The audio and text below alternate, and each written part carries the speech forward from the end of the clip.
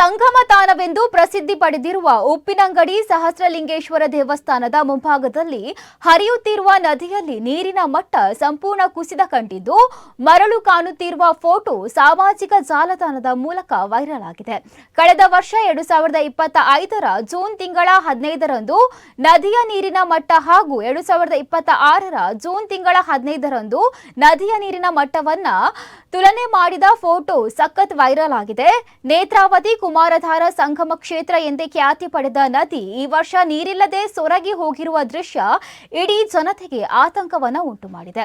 ಮೇ 17ರಂದು ಆರಂಭವಾದ ಮಳೆ ಬಳಿಕ ನಿರಂತರವಾಗಿ ಸುರಿಯುತ್ತಲೇ ಇದ್ದು ಉಪ್ಪಿನಂಗಡಿಯ ಸಹಸ್ರಲಿಂಗೇಶ್ವರನ ಸನ್ನಿಧಿಯಲ್ಲಿ ನೇತ್ರಾವತಿ ಕುಮಾರಧಾರ ಸಂಗಮವಾಗಿತ್ತು. ಅಂತರದಲ್ಲಿ ಈ ಬಾರಿ ಮಳೆರಾಯನ ಆಗಮನವಾಗಿದ್ದೇ ತಡವಾಗಿ ಆ ಬಳಿಕ ಬೇಸಿಗೆ ಕಾಲದ ಬಿಸಿಲಿನಂತೆ ಸುಡುತ್ತಿರುವ ಬಿಸಿಲಿನ ತಾಪಕ್ಕೆ ನದಿಯಲ್ಲಿ ನೀರು ಬತ್ತಿ ಹೋಗಿರುವುದು ಕೃಷಿಕರಲ್ಲಿ ಆತಂಕವನ್ನ ಹೆಚ್ಚು ಮಾಡಿದೆ. ನಿಗದಿತ ಸಮಯದಲ್ಲಿ ನಿಗದಿತ ಪ್ರಮಾಣದಲ್ಲಿ ಮಳೆರಾಯ ಆಗಮನವಾಗದೆ ಇದ್ದ ಕಾರಣದಿಂದ ಭತ್ತದ ಕೃಷಿ ಕಾರ್ಯ ವಿಳಂಬವಾಗಿದೆ. ಹೀಗಾಗಿ ಕೃಷಿಕರು ಸಂಕಷ್ಟದಲ್ಲಿದ್ದಾರೆ.